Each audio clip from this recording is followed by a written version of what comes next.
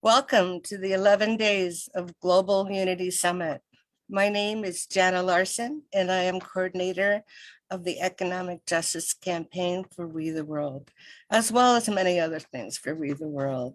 Today, I'm excited that we are joined by Jonathon Granoff, who will be talking about the theme of freedom. For the full 11 days summit schedule, to see the recordings and to register for free, go to 11daysofglobalunity.org or go to we.net. Rick Ulfik is the founder of We the World at we.net and the co-creator of 11 Days of Global Unity. Rick can't be here today for health reasons. However, he sends his love and best wishes. 11 Days of Global Unity goes from the anniversary of the tragedy of September 11th to September 21st, the celebration of the International Day of Peace, commemorating our collective journey from fear to hope. To take action with the 11 campaigns for change and Trends magazine with editor Robert Levine, and all the work of We the World, go to we.net. Now it is my pleasure to introduce Jonathon Granoff. Jonathon Granoff is president of the Global Security Institute and representative to the United Nations of the Permanent Secretariat of the World Summit of Nobel Peace Laureates. He chairs the task force on nuclear non-proliferation of the International Law section of the American Bar Association, and he is a fellow of the World Academy of Arts and Science. He has testified as an expert before the US Congress, United Nations, Canadian Parliament, and the UK Parliament, and he was nominated for the Nobel Peace Prize in 2014. As an author of Too Many Dimension publications and as a speaker of Too Many Dimension conferences, he continues to be in the forefront of the eternal quest to reduce threat to the world's population for the real and perceived sense of personal and global security and freedom. Welcome, Jonathon. Thank you. You got tired of me talking about you? Yeah, absolutely. Well, I shortened it up quite a bit. It's fine. It's fine. It's fine. So we're talking about freedom today. What are your thoughts? Is it possible? Is it possible for us to find freedom? Well, there's no absolute freedom in the created realm. No. Because everything that has a beginning has an end. And the part of us that forever remains luminous and independent of the vicissitudes of form, the soul and the light of eternity that lives in all living things, that doesn't have a beginning or end. So let's first talk about freedom in the world, why relative freedom, and why it's really important. And then maybe let's talk about the absolute freedom, which is the treasure to be discovered in the temporal freedom, the relative freedom that we have.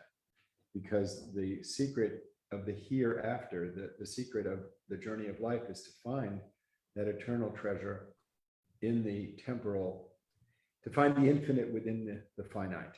The great mystery of how does it make sense to say that the human is made in the image of God, and God is infinite, and God has no image. God has no name. And I mean, certainly no gender, he or she. And as that aspect of the human being is described by sages such as Muhammad describes it as compassion. Jesus describes it as love. Socrates describes it as the wisdom that's realized within virtue. In any case, it's ineffable. But let's talk about relative freedom and the bondages that prevent people from having freedom. I think that's real important. Let's presume that freedom is part of the pure natural state of being fully human. Would that be a good sort of agenda? Let's go with it. Yes. Okay, I agree. I concur. okay. Um, There are almost 1 billion people living in the bondage of extreme poverty. And by that I mean that they're in a condition in which no matter how hard they work, their condition doesn't change. Mhm.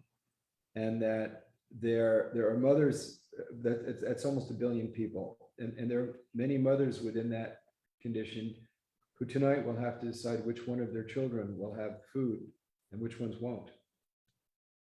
Um, there are many people in that condition, and let's just talk about the difference between having no bed and having one bed, because most of the time the public discussion is about the sort of distinction between Wall Street and Main Street, but let's not ever forget the people that have no street. Absolutely.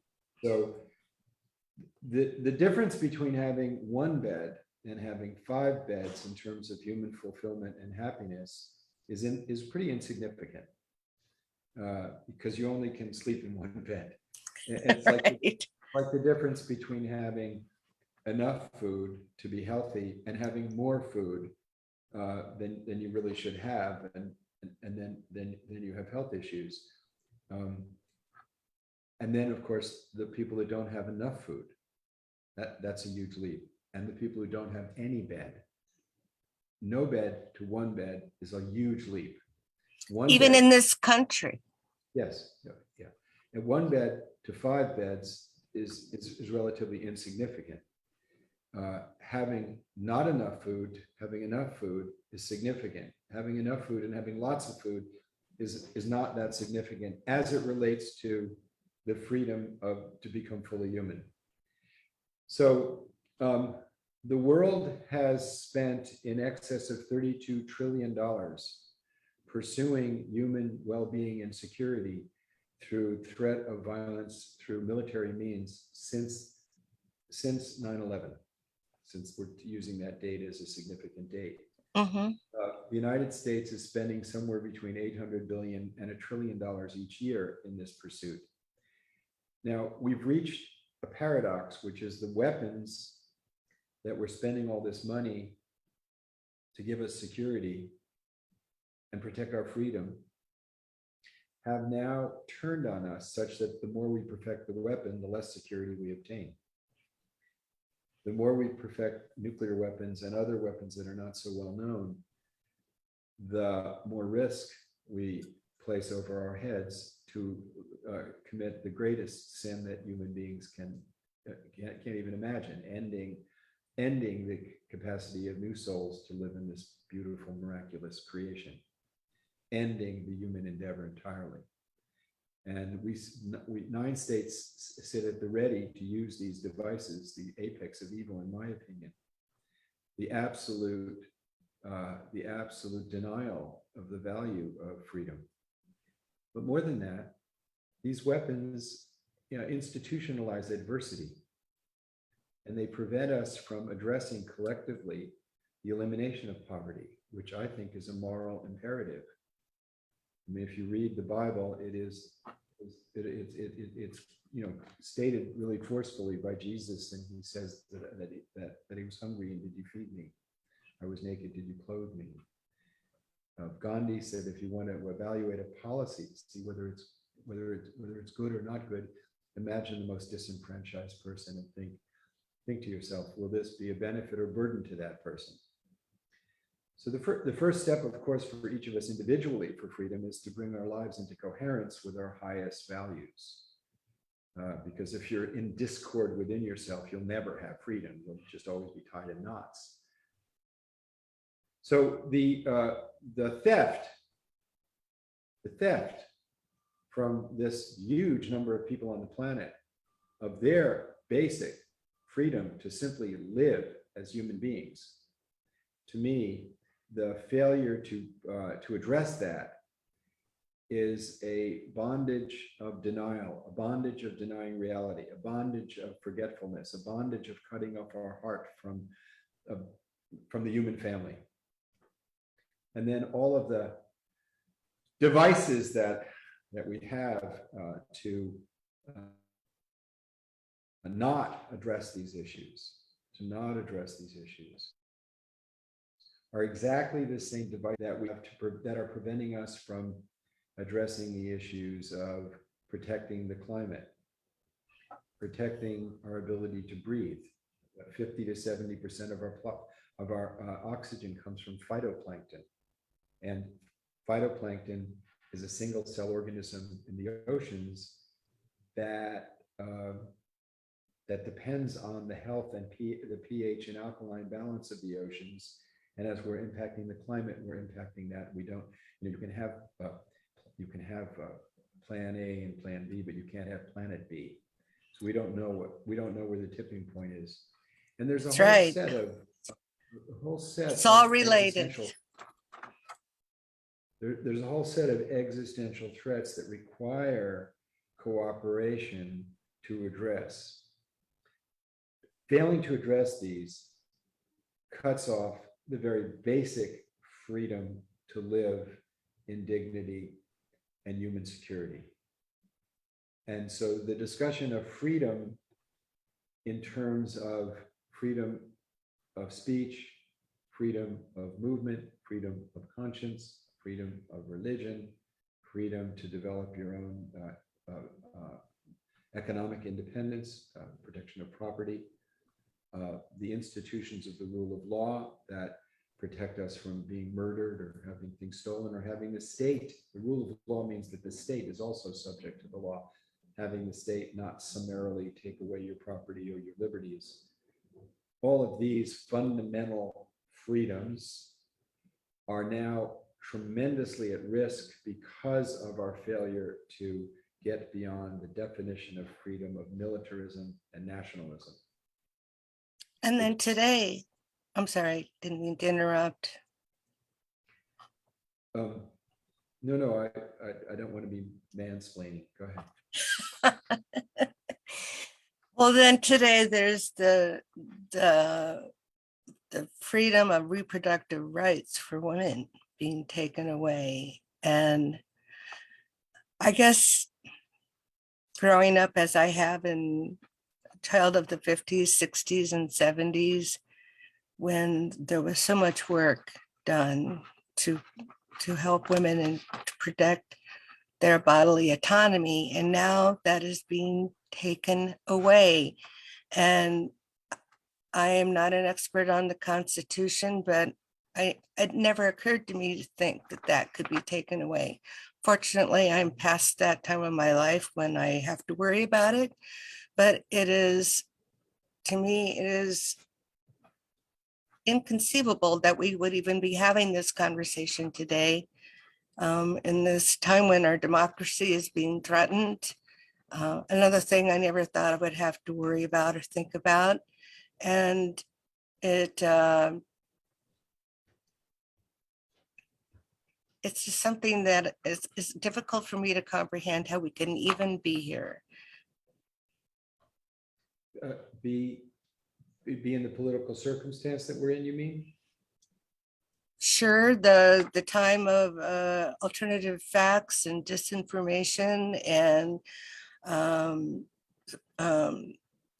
this growing sense of there's a ideology that this is okay, that we can even be considering not a peaceful transfer of power, that somebody can say, oh no, I won the election, and we can be in this sense where all of this judicial stuff is going on, all this investigation is going on, and yet a team of lawyers are able to make it seem like there's any standing for it to even be considered that, oh, well, maybe an ex-president does have the right to make the decisions that he's making, and to engage people in this sense of he's right and they're all wrong, and just the upheaval of policies that we think that are there to protect us and to preserve our freedom and our sense of security and our democracy are not seeming to be there. Again, I'm not a lawyer. I don't know a whole lot about the legal intricacies of whatever this group of people are considering. But on top of just all the just general already mess that there is worldwide, and then there's this, it's hard to understand. And I think I'm more informed than the average person, but maybe I'm not. And so I think it's important to talk about what freedom is and what it maybe isn't.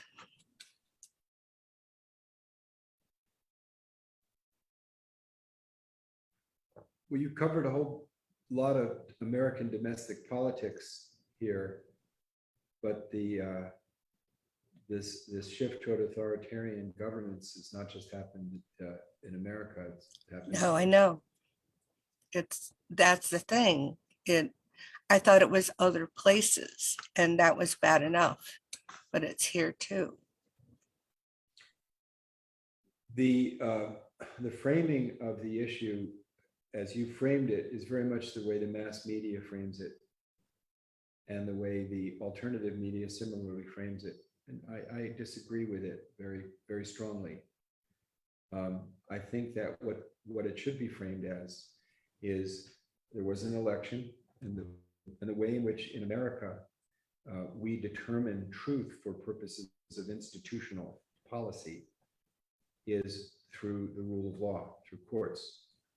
Now, so the way truth is determined in a court is by a set of rules called the rules of evidence. So there's a methodology to it. It's not based on how masses of people are persuaded to feel.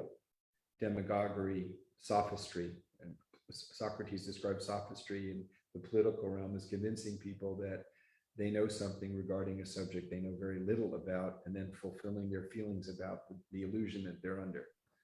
That's sort of the way in which tyrants gain power. But I don't want to talk about the methodology of tyranny. I want to talk about the American story. So there's a story that you and I believe, share, which is that America is a country founded on the Constitution. We're the first country in human history founded on a legal instrument designed to create inefficiencies within government, compromises that create checks and balances. Now, the Constitution's not a sacred document. It has within it the ability to change it. But more importantly, it was a set of compromises. One of the compromises was a cancerous compromise of not giving full liberty and rights to people of color, or protecting the people who were in this continent before the Europeans came, the indigenous people. But nevertheless, it was founded with a vision of, we hold these truths to be self-evident, that all men are created equal. That was what broke us away from the hierarchical domination of a monarchy.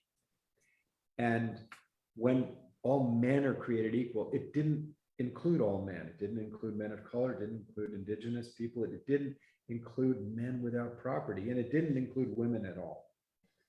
But the implicit in the vision, and implicit is the equality of people. And today we know it must include women, it must include all people, and that has become a touchstone for the legitimacy of governance since then. In other words, the legitimacy of government comes from the people who are being governed, the legitimacy of the government. And the great vision that America was founded on was the idea that the state itself would be subject to the rule of law. That, say in China, there is no such tradition. They have the rule through law. Authoritarian regimes rule through law. We're seeing Donald Trump thinks that he is not above the law, but the law should be his servant. It should serve him because he views himself as like a king, an authority.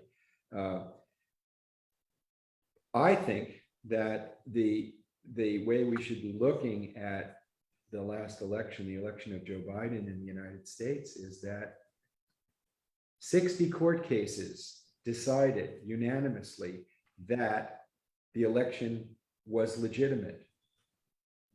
The rejection of those decisions, many of which were by right-wing Republican Trump-appointed judges, in which they said there's no evidence of a fraud, and we determined that the election was legitimate. The rejection of those 60 court cases is a rejection of the rule of law. The rejection of the rule of law is a fundamental rejection of the United States of America. And trying to overturn that through violence, in my opinion, is treasonous, because it's attacking the fundamental uniqueness of what the American Revolution was about and what the American vision is. Now, there's, of course, a problem in American history of the battle between fundamental human rights and property rights. We had a civil war over this issue, in which the assertion of maximum property rights, the right to own human beings, was asserted by a number of states, and we held the United States together, rejecting that assertion of property rights. But in law, the protection of civil rights of people of color doesn't really take place in law until the 1960s. So it's very recent that America has even come close to starting to, fulfill that vision of, this is not freedom we're talking about. This is just fundamental citizenship. This is just the basics. And now we have a assault on that pillar, on the rule of law. It's garbed in social media language. It's garbed in, do you believe Donald Trump or do you believe Joe Biden? Do you believe this one? Do you believe that one? That's just really not relevant in terms of governance. What's relevant is, do we accept that the rule of law will govern our institutions, and that the way in which we determine our institutions is through the legal proceedings? Or do we throw out legal proceedings and have a popularity contest or a power contest? So that, to me, is what's at issue here, is the rule of law. So why is it even a question? Is it that people are Well, as you are just blind followers, or they're uneducated, or they go where the masses go, or what? I can't understand. I'm not quite sure, Jenna, what you're asking. Why are there so many that don't see that it's a matter of? Well, because they're given a lot of information. There's an intentional, interjection of exacerbating intent by nations that are hostile to the United States. And then there are people who don't believe in democracy, who don't believe in the checks and balances of the United States system. Why? Some people believe that the fundamental vision of the United States is the shining nation on the hill, that it's not the Constitution, it's the Christian Puritans who came to the United States, True. and who formed a nation based on their definition of religion. That not say, for example, the Quaker Foundation of Philadelphia, in which it was a great experiment in religious tolerance. That's a different narrative, but the strongest narrative is the absolute right of property, in which they assert that, and those who are behind these movements assert that property rights and their privileges come from God, and that fundamental human rights are part of the Enlightenment, part of something that you and I have created. I think that we would agree that the right of freedom of conscience, the right of freedom, the right to live with the protections of law, that in which everyone is equal under the law, that these protections and these rights come from God. That human rights come from God, and property rights are something that we create. And their worldview is that their property rights are divine rights. So when people like you and I say we have to protect the global climate, we need to have governing institutions to protect the oceans, they say, oh, no, no, we need freedom. Our freedom is our freedom to develop wealth by exploiting these resources. Our freedom is our freedom to develop property. All of creation comes from God, and God is infinite in there's definitely, they'll be saying in his mercy and generosity. Not her. We can't, but there will be hers. Janet, trust me, there will be right-wing fascist hers very soon. You'll be hearing their voices. Oh, So, but what they'll be saying is, you are faithless because you think that God's generosity is not boundless, and therefore you want to have legal constraints on our ability to develop wealth and use the benefits of science for ourselves. That's their worldview. But the core issue for freedom, the freedom of the individual, is that we have to have, for governance, is the idea of moral agency, that the legitimacy of the state comes from the moral agency, the freedom of individuals. And their model is that the legitimacy of the state comes from an elite that has greater power and greater rights. They don't think that everyone is really equal to them. And I think you would start with the premise that everyone's equal. Everybody has rights. Everybody has a right to freedom. Everybody has a right to life. totally. I totally think that. And animals and plants. Here's something I want to interject here. I did a lot of research before a meeting today because I wanted to sound like I had some sense of something. And I found an article that you wrote. Well, it's actually from an address, and it's called Freedom from the Scourge of War. And you made this as a representative of the International Peace Bureau in December 14th, 2007 in Rome. And let me read this. Our personal goal in life can be to make our own lives sanctuaries of peace. For peace is not just the goal, but also the way. War is a consequence of forgetting this human purpose, to be at peace and thus to learn and to love.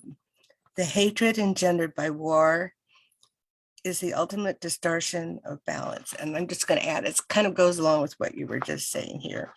Balance is achieved best when we move from love of self to selfless love. For no other power brings humans into harmony between inner purpose and outer expression as well. And when such harmony is achieved, individual lives are at peace. It is my fervent hope that we are all blessed with lives dedicated to serving this principle of peace. And to me, that's an ideal situation, that we would all think that way. And yet it is not that way, but it's how it should be. I was packing on. There was all sorts of things going on during this. There's something going on here. Centered around, You hear that? Subculture, a lot of BDSM stuff, a lot of Callum, can you? Yes, sorry. I don't know why I unmuted. All right. Anyway, so and I did a lot of other research, and I saw that you quoted Eisenhower a lot. He must have been a person that you admired.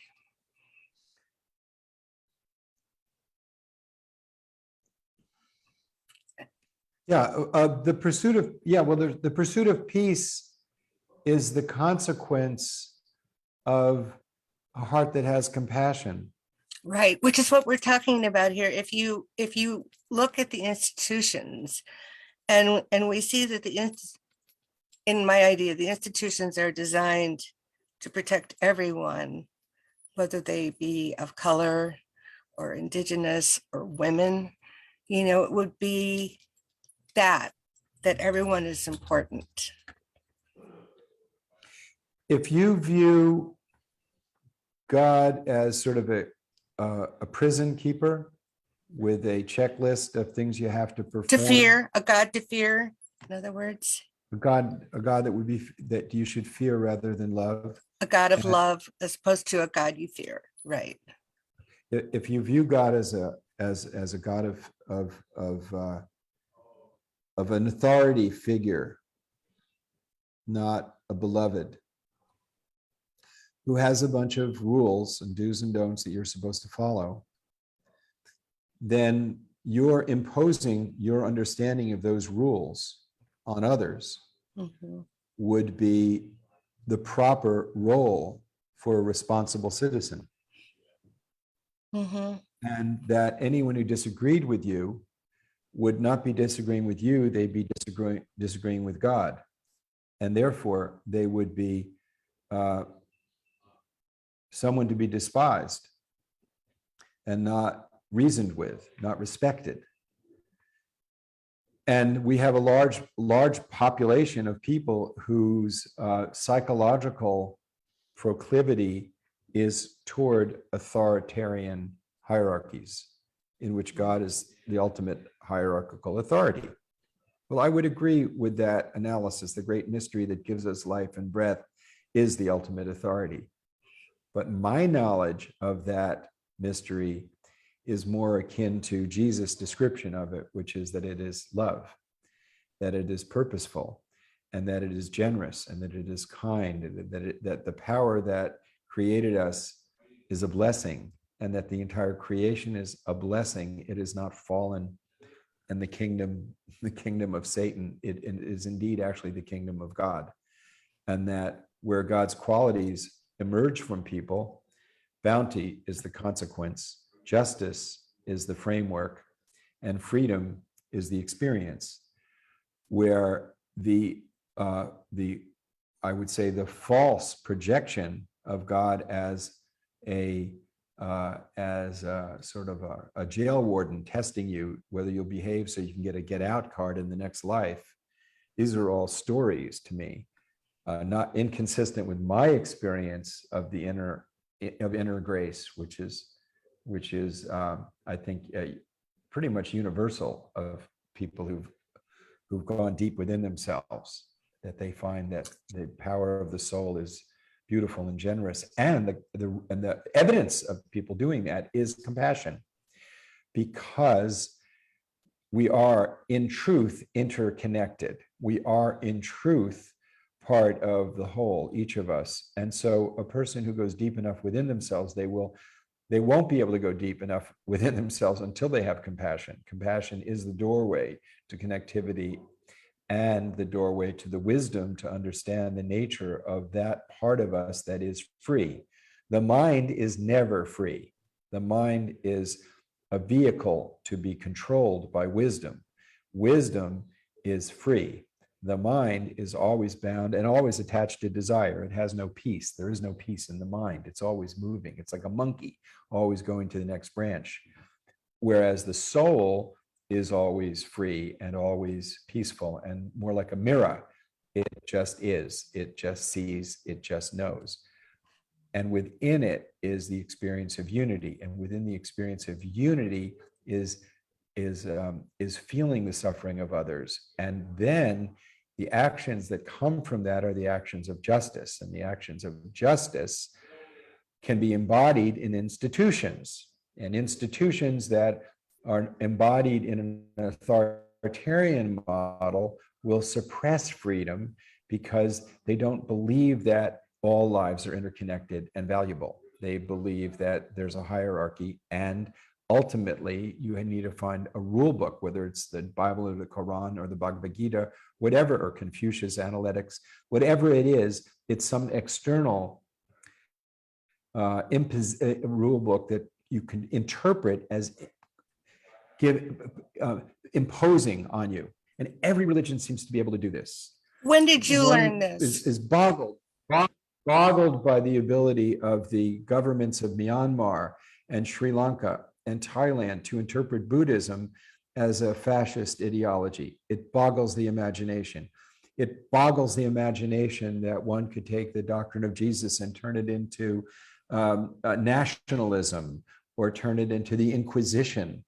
it boggles the imagination that one could take a book that begins with God in the name of mercy and compassion and turn that into a fascist ideology. And yet the mind can always do this. But Find a all of these way. scriptures, Yeah. but I just want to finish this one thought. Sure. All of these scriptures, when they are applied in practice, when compassion is brought into practice, when love is brought into practice, when contemplative practice is brought into your life, connects one with others and changes you from living a performative life to a transformative life, so that you're not just performing to get a get out pass from the prison that God has put you in, but that you're celebrating the presence of compassion and love in the present. And therein, in the celebration of love and compassion and justice and these beautiful qualities, the gift of that is an inner freedom from praise and blame, from fear of death. Within that is, as Jesus described it, is a peace that surpasseth understanding. It is a miraculous experience of the presence of grace, which you cannot experience without a melted open heart. Therein is freedom to love, because you no longer have fear, freedom to give, and you're not looking for something in return. You're not involved in transactions. You're part of the flow of the divine. And political institutions that suppress that human expression of the freedom of the soul are dangerous. And that's why I come back to the importance of the rule of law, and why I come back to the importance of human security as a global approach to the unity of the planet and the human family. I'm sorry, these are things I really wanted to share, and I interrupted you, and I really... No. That's great. I was just asking, see, to me, I know this. I have felt this way since I was a very young girl. I didn't need to study other belief systems, although of course I have. But for me, I knew it. I knew that it has to be from within feeling. Of course, I was nurtured that way too. But how did you come? Did you just know it too? And then you're able to find everything to support your viewpoint much better than I can. Well, I'm still learning. I'm still learning. So thank you for saying that everything I said was something that you intuitively know and agree with. And I would say that in the way that Socrates described the pursuit of truth is more along the lines of remembering that the condition of the soul Yes, is I get that. is unchanging, is infinite, and is the light behind the veil of the changing manifestations of creation and destruction in which we live, the relative world. The practice of remembrance is the deepest practice we can have, but it's not like remembering events in which you were the No, it's remembering the protagonist. feeling that It's it's within- there. It's deeper than the feeling. It's the No, I know. I can't find the words like you can, but it's there. well, feelings are often related to the physical body and the emotional self. Mhm. Whereas the experience that I think you're talking about is deeper than that, is deeper than feelings, because feelings can come and go, and they're often they're contingent on events. Whereas the thing that we're talking about is not dependent on events. And that's It's an where feeling- intrinsic knowledge. That's what I call it. Precisely. An intrinsic knowledge would be a perfect way of describing the intrinsic knowledge of the reality of our humanity.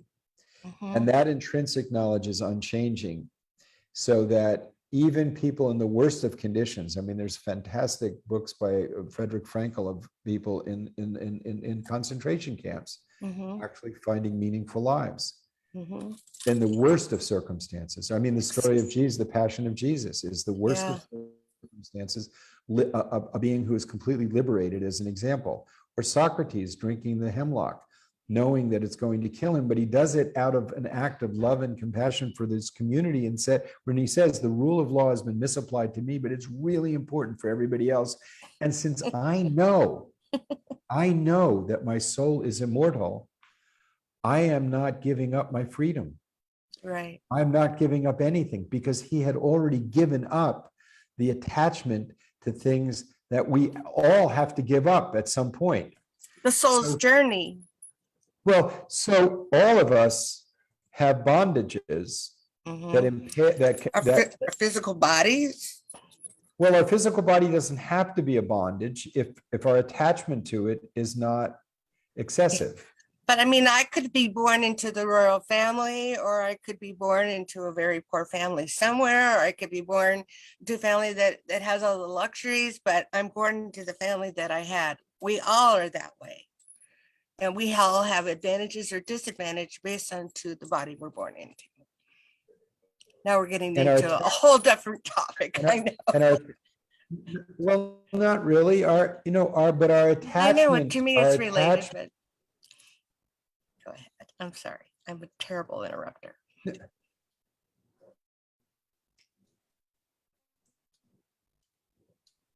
Our attachment to that condition, and our identification with that condition determines our freedom.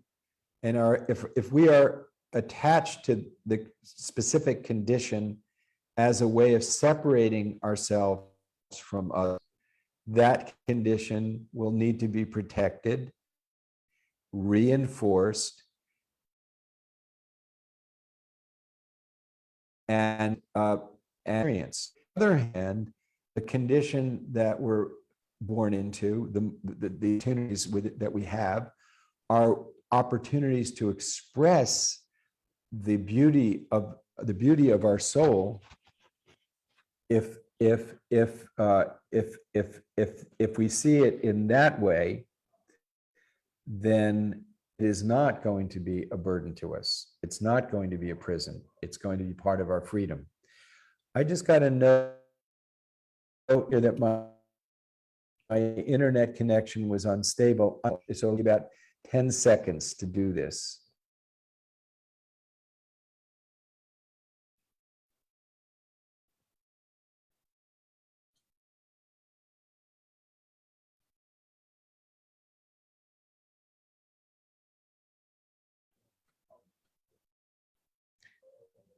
Jana, Yes. can you hear me? Yes.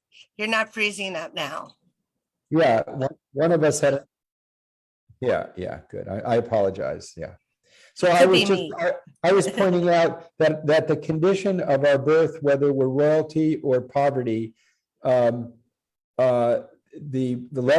level of hell or heaven of that condition is dependent on what we're attached to. If we're attached to the qualities of the heart that give freedom of the soul, and we have enough for our physical needs, then that can be a life of tremendous meaning and liberation, a process of liberation, a process of expansion, a process of discovering that intrinsic nature wherein there is freedom, wherein there is the ability to love to give without expectation, which is real love. On the other hand, if we are totally identified, like, whatever story you tell yourself, and you have to protect it, you'll never have freedom. No. Whether you're the king, because God's always going to be a bigger king than you. Whether you're an artist, God's always going to be bigger. Someone's always going to be a bigger artist than you. You'll always be in a competitive cycle of lack of comfort and ease. But I think that the point that you make, that the enabling environment of a free society, a society in which we're not concerned of a stormtrooper coming in and shooting us, a society in which a common good is pursued by our governmental institutions, a society in which we have the kind of freedom that we have, where we can speak this way freely and share from our hearts, is truly at risk because of the bondage of fear, illusion, and false identities. Mhm.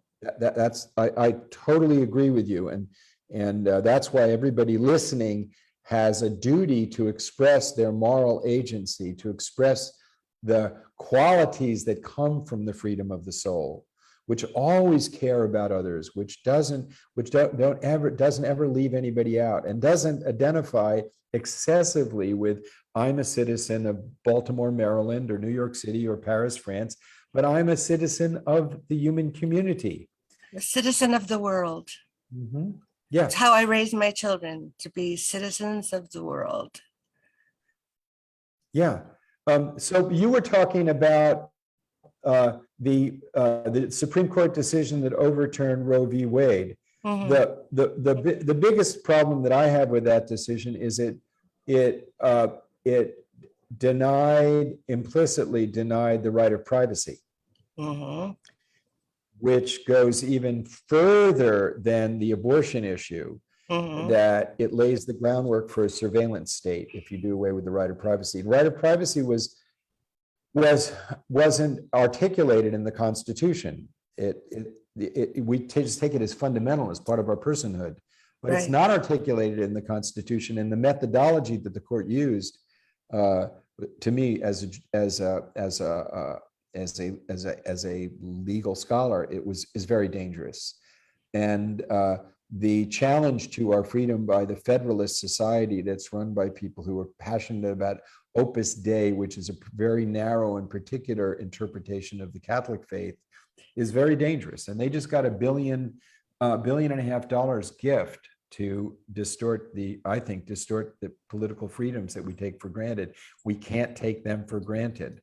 So we've been talking about freedom of the soul, but let's talk about social freedoms in a political sense. Mhm.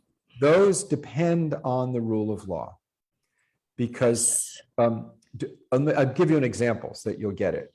During the height of the Cold War, I was very involved in bringing lawyers from the then Soviet Union to the United States and vice versa.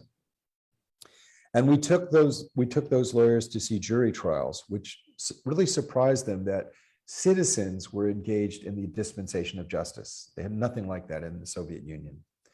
And I took them to bankruptcy court, where they couldn't believe that a debtor could get free of his debts by the intervention of the state, because they just saw capitalism as just utterly rapacious without limitations. But what really turned their heads around was meeting with a federal district court judge who was holding the city of Philadelphia in contempt of court. In other words, this one judge, Judge Norma Shapiro, was holding the state, was punishing the state at the rate of $1 million a day for overcrowding in prisons. Mm. They kept asking her, what gives you the authority to do that? To hold the state? What gives you the right to be above the state? To tell the state what to do? To tell the state to give decent conditions for people in prison? What gives you the right to do that? And she said, that's what the rule of law is. It's my court, and I'm applying justice. That really was very difficult for them to understand. And that's what's at stake right now, is the protections of our fundamental liberties to constrain the power of the state. And thus far, the legal system has, in most instances, stood up for those freedoms. Not in the instance of the abortion issue, as you've highlighted, but in the instance of the peaceful transfer of power. The courts have consistently held that they are a check and balance on popularism and this madness that's taking place. But we cannot, we have to be vigilant. We have to engage in the process as never before, because there are people who want to take away these fundamental freedoms, who want to have a constitutional convention and strip our Constitution of those checks and balances. To some extent, there are people like Donald Trump would say, well, it's really inefficient to have all of this debate and all of this discussion. And it's ironic, because conservative principles are to have limited government. Yeah, I Right? know. That's what doesn't make sense. They're not conservative, they're lying. Yes. They're not conservatives. They're not. Their understanding of the American value system is not the same as what you presume, and their desire for what they consider a just and proper society is not one in which freedom is a high value. Right. Obedience to authority is a value that they hold higher than freedom. And it is not the obedience of the rule of law. That's obvious by the January 6th insurrection. Mhm. It's obedience to their story as they understand it of the authority that comes from either the authority figure or their understanding of God. And for now, Trump is their elected. Well, Trump wasn't Leader. elected. Trump was not No, elected. but he's the leader of these people, or he's just a ceremonial, he's just a convenient person to be the leader of their thought Yes, processes. Trump is the American version, is the figurehead in America today. But the cancer, Yes. of the suppression of democracy and freedom, as we understand it, was not invented by Donald Trump. You take the Koch brothers, for example, who fund a lot of this, who funded the Tea Party movement. Mhm. Their father was one of the founders of the John Birch Society, which tried to destroy the federal government's protection of these freedoms and liberties. Many of them are just straight up racists, anti-Semites, and extreme nationalists, and they view themselves as the rightful protectors and guides of the whole society. They don't think your freedom and my freedom is worth protecting. And we need to understand that. And why? They're doing the best they can. You got to grasp that. They're not like evil people. There's a great problem now where people like you and I are finding it very difficult to dialogue with them, people we disagree with. But Yeah. when you do break that barrier, you discover that what is behind much of this distortion are values that we share. Like, for example, on the abortion issue, they truly believe that the sacredness of life, which we hold very dearly, you and I, begins earlier than you and I would put it.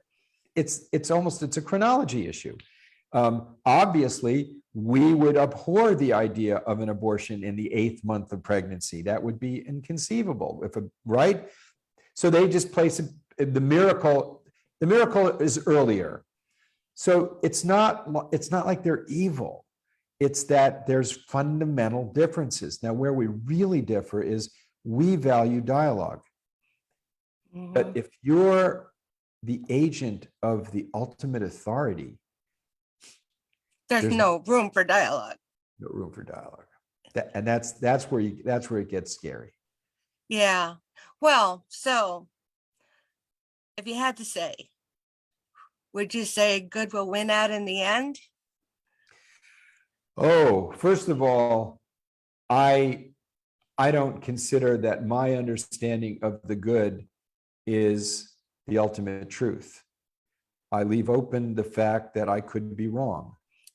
That I do believe that my understanding of love and compassion and peace are as the supreme value toward which I'm striving. But I leave open the possibility that my understanding could need correction.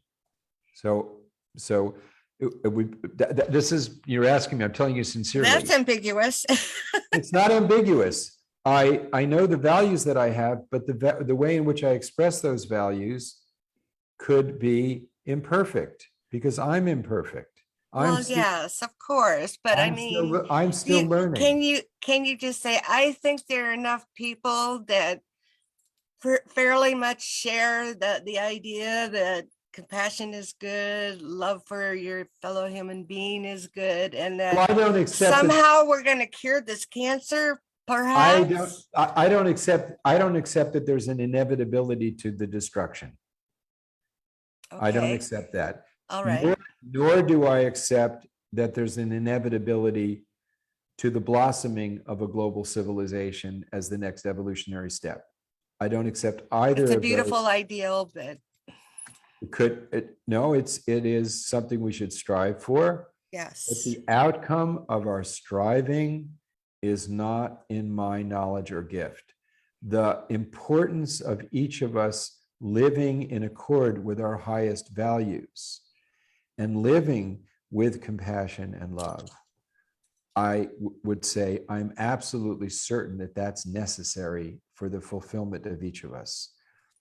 It is absolutely necessary. The outcome in the larger sense of whether this planet will even continue to exist is not in my gift of knowledge. So I'm sorry, I can't say that there's All any, right. and I, I don't think there's any inevitability, but there are truths. And the truth is that for any of us to live a fulfilled life, we have to open our hearts and find the treasure within and bring it into action. The consequences of that is not in our knowledge, not in my knowledge anyway. And I don't, so the destination is, utopia. And we're gonna, on our journey, we're gonna love our fellow human being and could be compassionate and find room for dialogue and hope for the best. could I give you a short story, a Yes. parable to the, yeah. Well, so there was a wise man in a town, and there were some young teenagers who wanted to show their disrespect him. So they gathered together and they came with, and their spokesperson, the most wise guy of them, came with a bird behind his back and said to the wise man, is the bird dead or alive? And he knew that if he said it was dead, that the young man would take the bird and it would fly away and prove him wrong. And if he said it was alive, that the young man would snap its neck and show that it was dead. So he said, the bird of the future is in your hands. And I believe that we are free to do our best to determine the future. But whether we succeed in the expression of that freedom or not, that is not in our hands. Very good story to go with that. Wonderful. Thank you. A perfect answer. I think we have a question, but I don't know if it's something you want to take on right now. Let me see what it is. Whatever you like, Janet. Well, let's give it a go and see what you say. We may want to see if this person could come back to tomorrow's discussion. It says, how can we stop the new high-tech weapons race, the U.S. policy of global domination, and boldly reduce the U.S. military budget so that a good portion of this yearly $1 trillion waste of money and divert this money to real human security and solving the ecological crises? And I see that Rick Alford would like to answer this question. I don't know what that means. Maybe he's gonna try to answer it, but what do you think? Want to give it a try? Well, no, I mean, let Rick go first.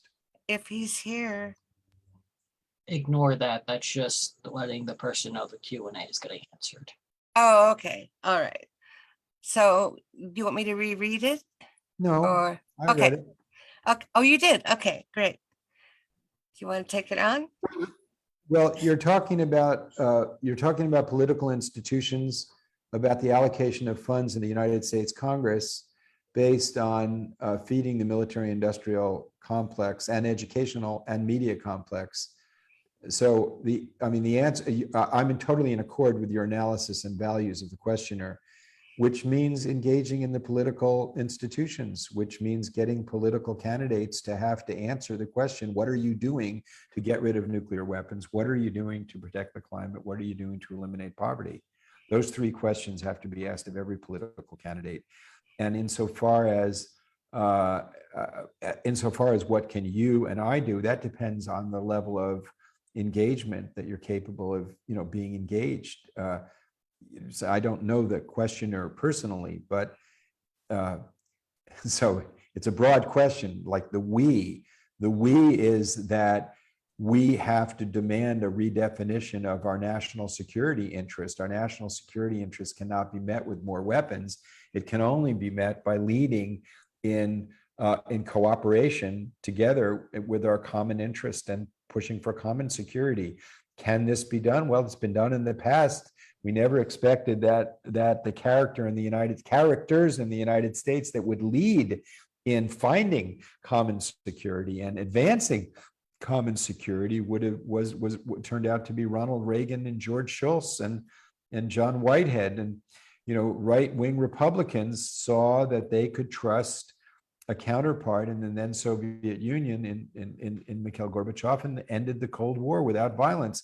You never know where the crack is going to come and where the light will shine in, but that's not in our gift. What is in our gift is to work diligently to make that change. And I think that in order to make that change, you have to be connected to that part of yourself that's truly freedom that's not attached to the outcome, not attached to circumstance, that is the boundless energy of the spirit. And that means that if you want to be an effective advocate for peace, you have to be coming from the place of peace within yourself, where really security comes from. But engagement is real important now, but engagement in two dimensions. One, the inner dimension of finding that place of peace in which you truly don't have any enemies, in which you truly have compassion for people that disagree with you, and you understand the conditions that brought them to those positions, and that you don't discount them. And the second is that if you only have the sentiment of peace and don't bring it into action, it will wither. But there's miraculous transformation when you bring compassion and peace into action. There's a transformative event that takes place within you that energizes the person. And that if you're doing it truly as an act of spiritual integration, then the outcome is not, you don't do it for the outcome, you do it for the integrity of your spirit. And you do it non-violently, because if you do it with violence, you're going to impair the integrity of your spirit.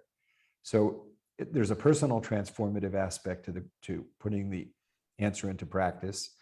I'm now intuiting the person who asked the question. Understand this. There's a personal aspect, and then of course there's the social aspect in which we're woven together with others, in which we need to have those agents of our political expression in accord with this, which means demanding that they answer these questions with policies. We don't have to tell them the policies. There's plenty of experts. I mean, like, I'm an expert in treaties and things like that. And there's scientists who are experts in topsoil protection, water table protection, protecting the rainforest, protecting the climate. But we need political actors who govern our institutions to be accountable to these values. Well said. And I think everybody should listen to you.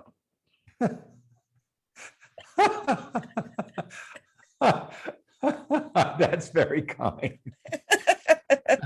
I think it'd be useful to listen to me, but also listen to a lot of other people too. Jenna, I think we all need to listen to each other. I don't want everybody just listening to me. That would be a catastrophe. I'm still learning. No. I think people like me must have a voice at the table, but if we're the only voice, then it's very dangerous. Wow, it'll be interesting to see you at a table with some of these people that I'm thinking of, and see what happens. That would be something right in itself. Well, do you have any parting words of wisdom beyond all the words of wisdom that you've given? A recipe for the future, besides what you've said. You keep asking such big questions, and I know, I'm just a big question kind of gal. You're asking big questions, but you want simple answers. Well, no. Yeah, that's true, Jenna. All right, I want a simple answer. Okay, I admit it. That's true. You're asking big questions. You're wanting simple answers. So I don't think that it's worthy of the seriousness of the issues that we're talking about to reduce. Like, if you went to a doctor to have brain surgery and he said, Well, I'll tell you, Jenna, what I'm going to do is I'm just going to take a knife, cut open your skull, pull the crap out, and then sew it back together again. I think you would say, I'm thinking to get a I second was hoping opinion. for more details. I might go to get another doctor who knows a little bit more about the nuances of brain surgery. Don't think that geopolitics is any less complicated. Oh, I know. But yes, there are principles, and there are principles which is that don't take freedom for granted. Don't think that people who disagree with you are evil. Right. Bring infinite patience to the table and infinite love that comes from the inner spirit. And compassion. Be the change that you want to see. Exactly. That's that. And then one last thing you want the simple. Here's the simple. Yeah. Here's Give the me simple. Here's the simple. Love people, use things. Ah, Never use people. never use people. And Yes. love things. Now, Never- see, that's perfect. That could go on a mug, that could go on all kinds of things. And then it will remind people of that. I mean, that's perfect. And wash your hands before dinner. And floss afterwards. But in a sense, it is valuable to reiterate these principles that help as guideposts Yeah. in our daily lives. So never use people and love things. Love people and use things. Ideas are things. Ideology are things. Religions are things. Nations are things. The constructs. Yeah. Nations are things. But the humanity that is precious to us is not a thing. We're made in the image of God, and God has no image. So what makes us precious as humans is a mystery. The life within us is truly wondrous beyond any comprehension of the mind. It is a mystery of sacred value. That's why we have to love people. And if we love people and we want people to survive, we are but one thread in a web of life. So if you love people, you have to love the whole fabric that supports our human endeavor.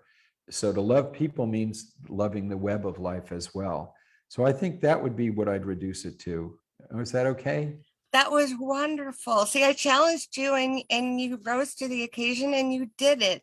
And it can fit on a mug. So that's just perfect. Thank you, Jenna. Thank you very much. And I thank Rick, and I pray for his restoration of his health and fullness. He does so much for the world. He has music in him and the most beautiful music that he has is bringing the notes of all of his friends together for a symphony that is not heard with the ears, but heard with the heart. Thank you for that symphony, Rick. Thank you. And I have one little thing I have to read from him still. It's all about we. Let's turn a me society into a we society so that together we can create a world that works for all. Jonathan, thank you. Thank you, Jenna. It's been challenging, but it's been fun, right? If it's not challenging, it's not worth our effort. Yeah, there you go. No, absolutely. No, I mean, absolutely challenging is the way you get better. Otherwise, we're just, sort of drifting. So thank you. Thank you for asking me challenging questions and challenging me to come back to, to the simplest parts of the matter. The simplest parts are love people, use things. Don't love things and use people. That's perfect. Thank you for being so patient with me. Jenna, no, there's no effort in that. You're a beautiful, beautiful sister, and you've got a beautiful, wonderful attitude. So I didn't have to exercise patience. I have love. I have love here. Thank you. I have love for you too. And this has been great. Thank you. Go in peace. Bye.